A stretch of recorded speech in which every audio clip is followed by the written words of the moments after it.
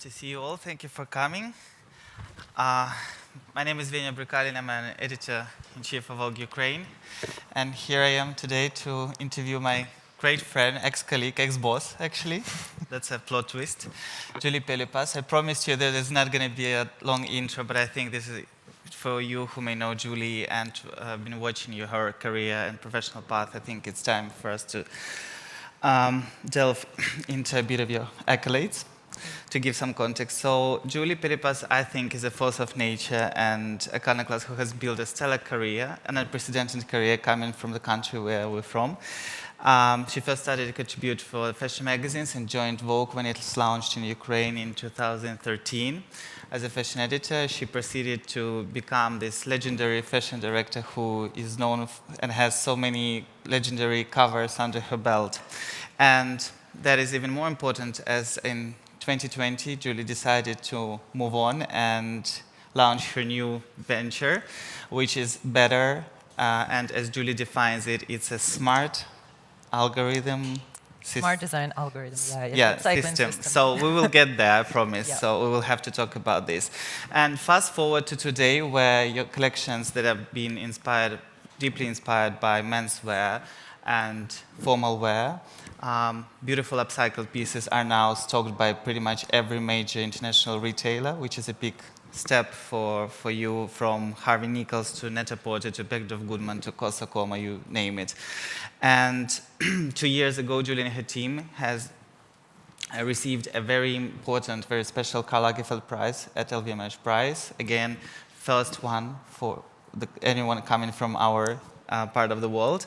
And you have collaborated with A-list brands from Venya to very jovial D-Squared brothers. And just recently, you have dressed Beyoncé for her shows. So there's a lot to unpack. And of course, we have to start with your personal and professional journey. So coming from Vogue family and beautifully editing magazine pages, to deciding to sort of like go against the tide and break into this very new, very adventurous part of the business. Tell us a bit of the thought process that went into it and how you end up thinking, okay, now I'm setting up my own sale and I'm going to go against the tide and sort of like try to change the industry.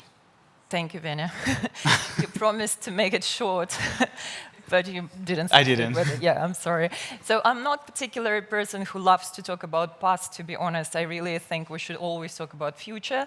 I will make it really brief introduction into this past journey that I had. It was almost 20 years working in media, in fashion media, launching Vogue Ukraine, working in Harper's Bazaar, Officiel, and many other titles, which actually brought me to this conclusion that fashion industry is actually stuck in this trap, where this trap is a common shared trap for all brands out there with its excess inventory, with its dead stock. This is ugly word for excess inventory, but we're here to speak honestly, right? So it was almost like a suicidal to quit Condé Nast family and start from scratch such challenging startup, basically. And from day one, the goal was to build technology, to engineer technology, to make upcycling possible at industrial scale.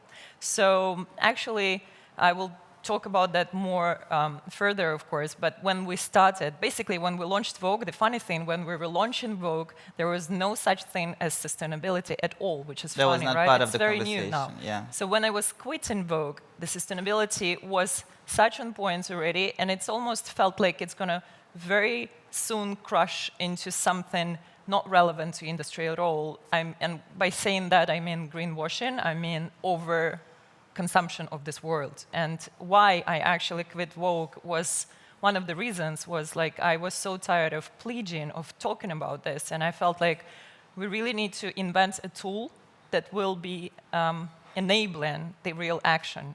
And real action, I think, is where we are now. And when we started, upcycling wasn't trendy. It's now on trend. Everyone's doing upcycling now. When we started, it was very fresh and new, and it was mostly associated with this niche, marginal, something kind of patchwork, one-of-a-kind thin rather than industrial tool that you can use for brands, for partners like big retailers or whatever.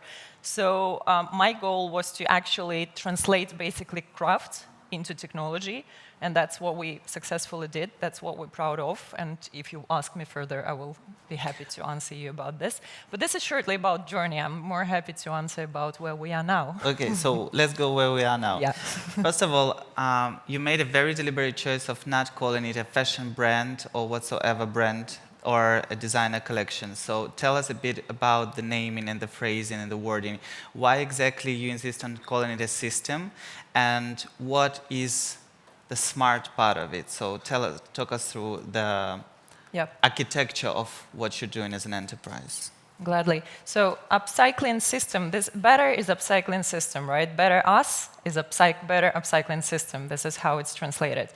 From the outsider perspective, you're going to see now the product, and we needed to produce real product to make a real proof of concept, first of all, but also to see all the performances, all the data that we can collect on this product. And also another big part of what we were doing through this 5 years journey is collecting the actual accurate data on smart design algorithms. Smart design algorithms is our proprietary technology. Basically, we collected crafted technologies, which is very specific to upcycling. It's not classic design, it's a very specific techniques into data of algorithms. And this is our main asset, basically, right now, because up until this point, to build the software is much more easier than it was earlier. But to have a very proper piece of data to teach your model, to teach your model that you're going to build, this is the bottleneck. This is the real problem. And that's where we are now. We actually managed to build software where we're able to feed it with the algorithms that we created. And we're now able to work with any brands at any scale. So we're actually able to absorb any amount of dead stock and to translate this dead stock into new products with the lowest price. So why we built this technology, actually, why we engineered such a complex technology, such a sophisticated technology, I would say, because if we look at conventional approach in upcycling, if we were to upcycle in conventional model, that will cost us like couture prices, because it's going to be hours and months of very high skilled personnel. It's very labor intense, basically, method. And it's going to cost like couture, and it's never going to be relevant business-wise. It's not sustainable.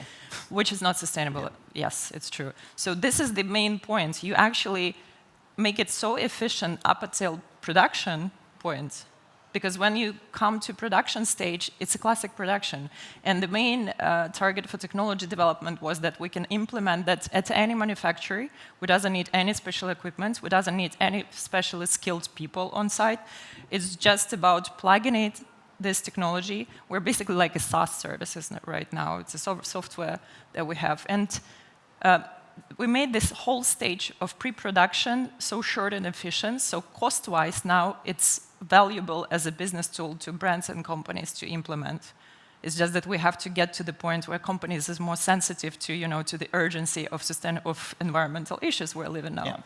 But it's another question, I guess. That's a very valid point, because obviously we're talking about sustainability as a trend, but it shouldn't be a trend. It should be common sense. So during these 5 years that you've been building your business and sort of like making it a viable project, how do you think the response from the industry has changed, if it has changed? And where we are now, like, are the big guys listening? Is the industry more open to applying all those things and sort of looking at this as a viable tool for them actually to succeed and make money? Yeah, we changed a lot, and we actually shifted from the sense of urgency, from environmental urgency, to the sense of financial urgency, which is, for me, to be very honest with you, is a great reality check for all the solutions that we're creating. And it's not any news that we're witnessing a tremendous crisis right now. And I believed from the day one, if the solution is not viable business-wise, it's not going to survive the test of time. And especially now, companies doesn't really look into sustainability targets. They really look into financial targets, because we're in a survival mode.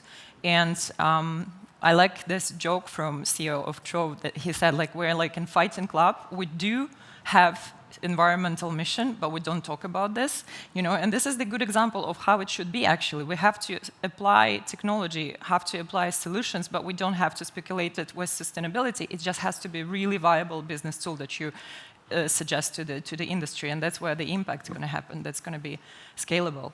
And what do you think resonates with the public then? Is it still part of the conversation of I want to make a difference, buying something that is good for the planet, or is it just the design value of looking at Julie Pelipas and thinking, oh my God, she looks incredible, I want to be part of that tribe? So what drives the client at this point? I was always telling this, maybe a bit of controversial thing, that a product is a king and sustainability has to be sexy. And by saying that, I mean that product has to be sexy for customer. If you don't like the product, whether it's sustainable, it's not sustainable, it doesn't matter. And this is what was proved by BETTTER. This is why we created our own product, to show that 100% sustainable product can be really desirable, can be really sexy for customer. And what I'm saying that is that there are 3 key elements that I believe, it's in my opinion, any startup has to meet. The first one is the value proposition you do to your planet, which is by default. Second one, value proposition you do for your customer, which is about growth and about real honest relations with your customer. And the third one, value proposition you do to business. If any of these elements is not in the place, it doesn't work. It's going to fall apart within time. So this is 3 elements where makes solution or startup healthy and sustainable in its best, That's what I mean. And conversation with customer. I think we were fooling our audience for so long that we get to the point where there is no trust anymore. And in what way we were fooling them? In media speculation, brands greenwashing, never make it real, always pledging but never making real. And people are smart, and people much more educated than before, and the amount of information available now is so different from where we were when we did Vogue, actually. So I think it's a great moment in time where we have to be so honest, and I always say that why I choose the upcycling, because we're proud how the sausage is made, We're very honest. We can show proudly how the whole process works, I'm not saying anything against recycling, but we don't destroy, we just rearrange the product. It's the most efficient, honest, and smart approach to how you regenerate the product. This is the whole point, And I think when there is an element of honesty with your customer, with your audience, that's where going to be trust, that's going to be loyal customer, loyal audience, and that's the promises for future. That's how it should build.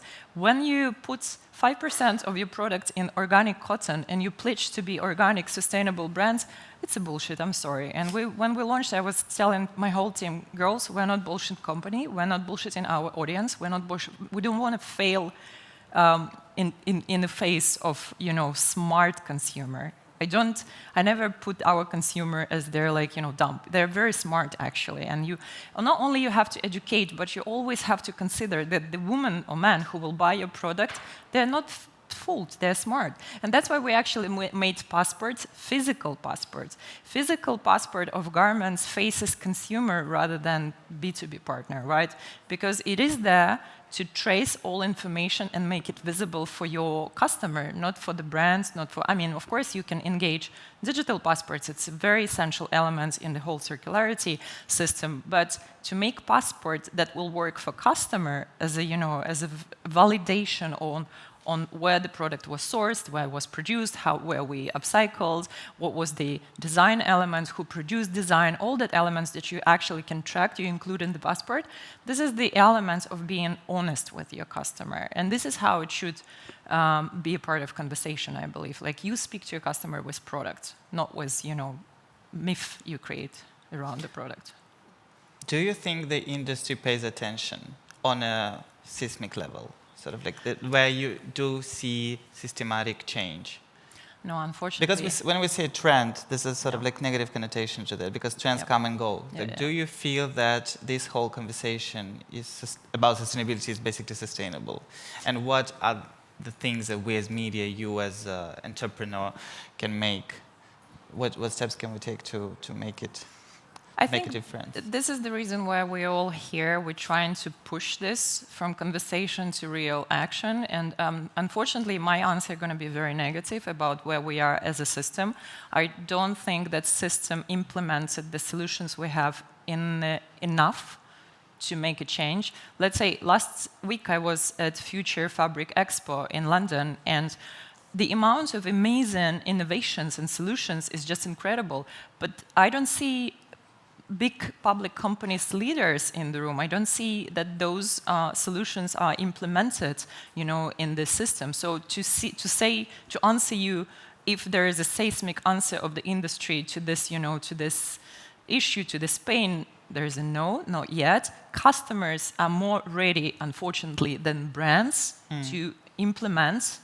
Customers are ready to buy resale, to buy regenerative, to buy archive pieces. Customers are much smarter, and they're really ready to buy. 80% of customers absolutely ready to buy resale, to buy recycled, upcycled, whatever. They're ready for this new product, where the companies just want to make everything as they used to make before.